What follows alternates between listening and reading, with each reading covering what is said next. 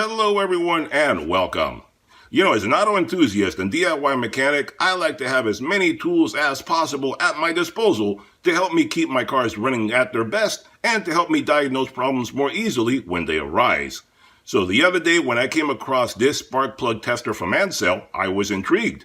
I wondered if this would be a useful tool to have on hand, and the best part is it's not even that expensive.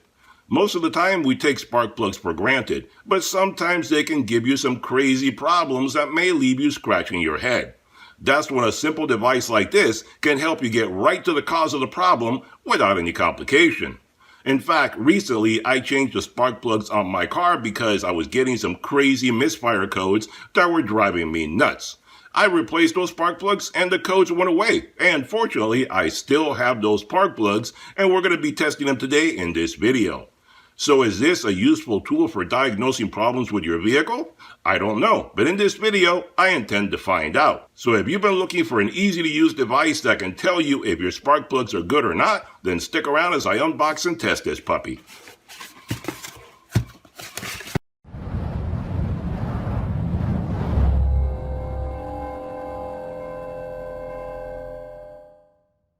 Alright guys, so when you unbox this puppy, this is everything you get. So let's talk a little bit about some of the features that this guy has. But before we get started testing this guy, do me a big favor and hit that subscribe button if you haven't done so already. That way you get notified every time I do another product review video, DIY project, or a sale at a big box store where I can help you save even more money. Alright then, so this is the easy to use analog spark plug tester from Ancel, available on Amazon, link in description below. At the time of making this video, this little guy retails for $31.99, 32 bucks. And they also have a 20% off coupon on the Amazon page, making it even cheaper than that. So what do you get when you unbox this guy? Well, you get the spark plug tester, you get a power cord to power it up, and you get the owner's manual that tells you everything about this guy, how to use it, and so forth. The dimensions on this guy are 3.5 inches by 5.5 inches by about 4.5 inches in height. This spark plug tester has 2 holes so you can test 2 spark plugs at the same time, making it quicker to find the problem spark plug. Or you can use it to compare a known good and a bad spark plug at the same time. This makes diagnosing all that much easier. This unit has a built-in clear cover to prevent anyone from getting a nasty electrical shock when doing the testing. It also prevents static and other nearby electrical devices, so always lower the plastic lid when doing your testing. This unit can test just about any type of spark plug on the market as long as it's long enough to reach the contacts inside the machine. So for cars, trucks, motorcycles, and even some lawnmowers and chainsaws that have the largest spark plugs, this little guy will work. This tester has an adjustable working frequency so you can simulate the RPMs of your vehicle. This way you can see how the spark plug performs at different firing rates. The beauty of this device is that it's 100% analog. No software to run or update. It's a solid plastic and metal box with some wires running through it. It should be durable and last forever. So this little device seems to have a lot of potential. It can help you identify and locate faulty or misfiring spark plugs. With 2 holes, you can test several spark plugs very quickly, and having the ability to test a good and a bad spark plug together also helps you eliminate any guesswork when making a diagnosis. So let's take a little closer look at this guy and then we'll test it and see how it performs. Alright guys, so let's take a little closer look at the Ancel SP02, probably stands for spark plugs, O2, I don't know, spark plugs, 2 holes, I don't know. Anyway, the SP02 model of the Ancel spark plug tester, very simple design, little box right there, a few inches in width and in height and so forth, and you have the plastic shield right there that'll keep all the electricity inside there so it doesn't hurt anybody and doesn't cause static and so forth. And the little knob down here that you turn to get all the action going. And this little guy actually has quite a bit of room. You take a spark plug, your typical spark plug, the top of the spark plug goes into the connector right there. Plug that guy in, snap it in place, close the lid, and you're good to go. And you see right there, you actually have quite a bit of room in there. You can put some pretty long spark plugs in there and not have any difficulty whatsoever. It all fits in there very nicely. So we're going to check this out in a moment, but I'm going to change the camera around so you can see the electrode and stuff firing in a much better way. So you have this little knob down here that changes the frequency, simulating the different RPMs and so forth. You have indicators here that turn on showing high voltage for the 2 different connectors up there. And that basically tells you don't touch it because you can get hurt if you do that. And that's why they always say to keep the shield down so no fingers can get close to that over there and get yourself hurt. Seems to have nice copper contacts there on the inside too. You can't see it. It's hard to see unless you use a light and so forth. But it has nice brass contacts inside and out.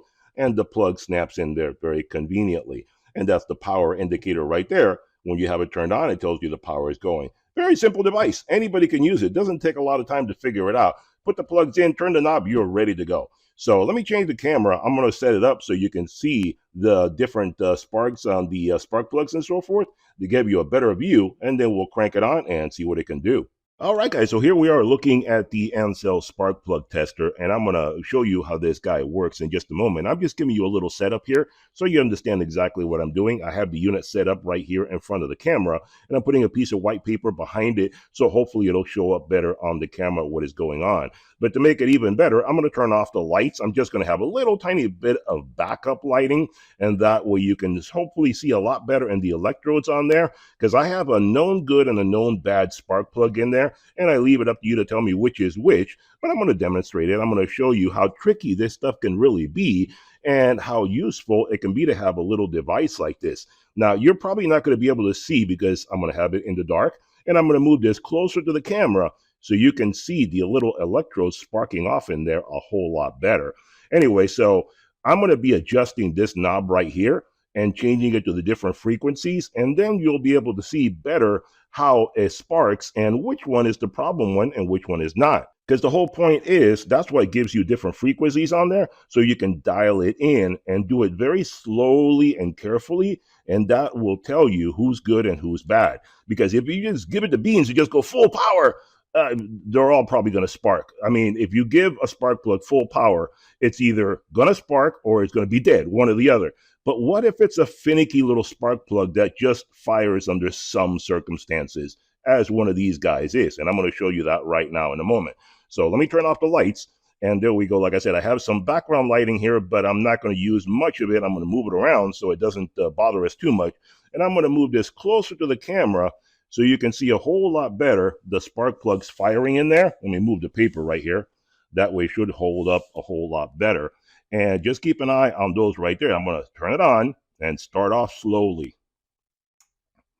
You can see the little light right there being reflected. That means I just cranked it on, and you probably heard the click. So you see right there, see how they start sparking? I'm giving it very little voltage right now, and they start sparking. I'm going to move it closer even. And let's give it a little bit more. I'm cranking it up little by little.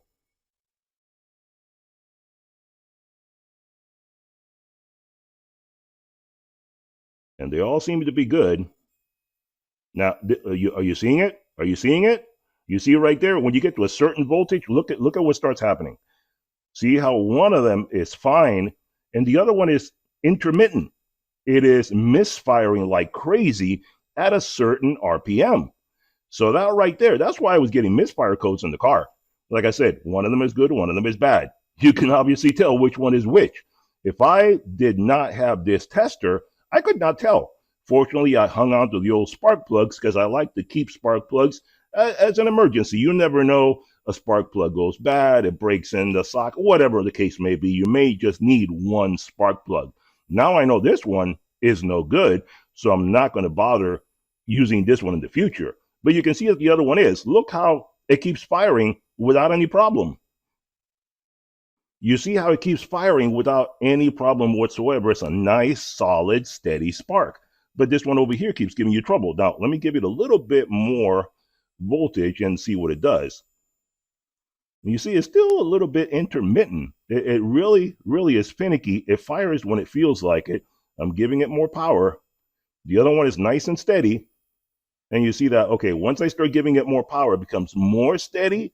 See, okay, right there. I gave it a lot more. Now it's more steady, and that's what I told you before. You can't just give it the beans. You can't give it full power because look at that. At pretty much full power, it's going. It just keeps on going. No problem. It's still a little flickering, which is not supposed to do that. You don't want a spark plug. Look at the other one. It is not sparking in a weird way at all. So that tells you right there that it's a bad spark plug.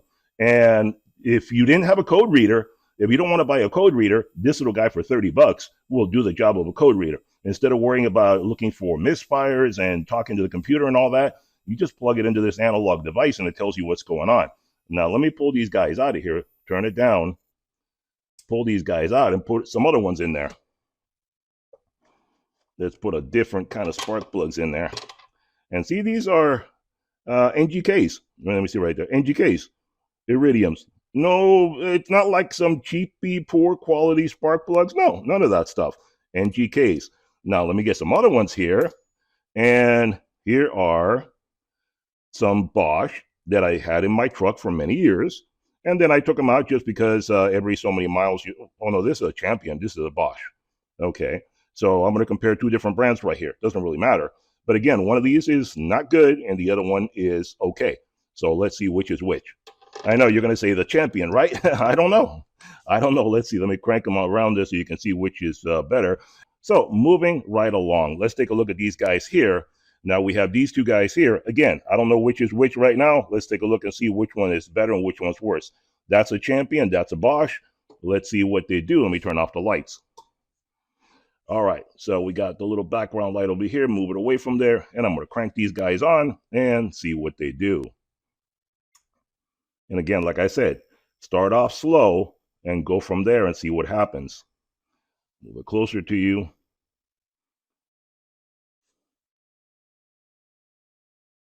And you notice right there, even at a low voltage right here, at a low RPM, this one fires a whole lot better. That one's kind of erratic. It's jumping around like crazy. Even though it's getting sparking, it's a pretty erratic spark.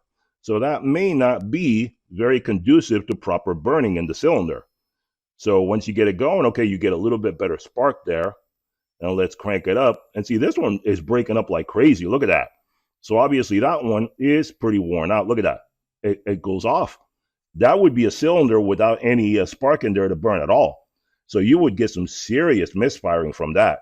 Look at it right there. One is very steady. One is really erratic. That's why I tell you, there's a certain point where you get to a certain RPM where they really start going crazy.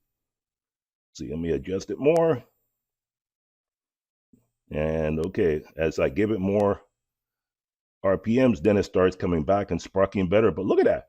One of the sparks you can tell, obviously I'm not going to be pointing to it because it's dark, but one is nice and solid and steady and burns the fuel very nicely.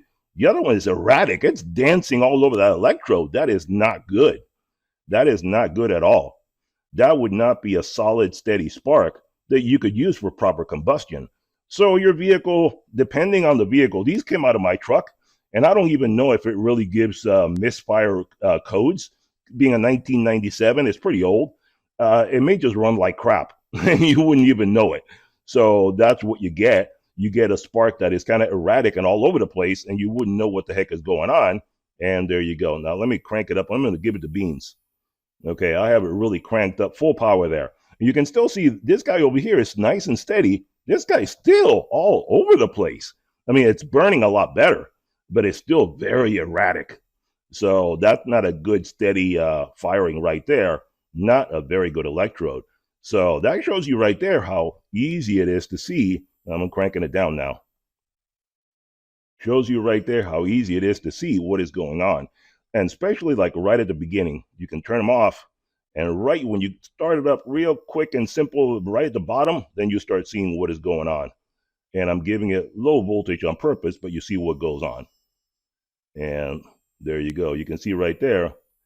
And it's getting better now that it's warming up, but it's still kind of all over the place. So there you go. That shows you right there how these two guys burn.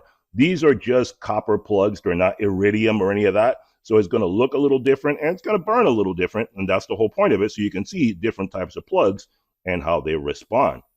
So there you go. That's how those guys look. And I'll turn on the light. And, you know, you can't really see it very well with the light on. You see, like right there, they're going. It's cranking away, but you can't very well see it in the light. I mean, if you're here in person, you can see them. But on the camera, it won't show. That's why I had to turn off the light. So there you go. Turn that down right there. And that shows you exactly how that little guy works. Alright guys, there you have it, a review and demonstration of a really cool device to help you diagnose problems with your spark plugs. No need for complicated devices like scanners. Whether you have a new or old vehicle, this spark plug tester will tell you the condition of your spark plugs very easily, especially in older vehicles that don't have computers and can't tell you that you have misfires. This device can help you out the most. So for only a few bucks, you can take the guesswork out of your diagnosing. So there you have it, guys. Check out the links below for all the information. Hope you enjoyed the video. Be sure to hit that like button, hit that subscribe button, and I'll see you guys on the next one. Bye-bye for now.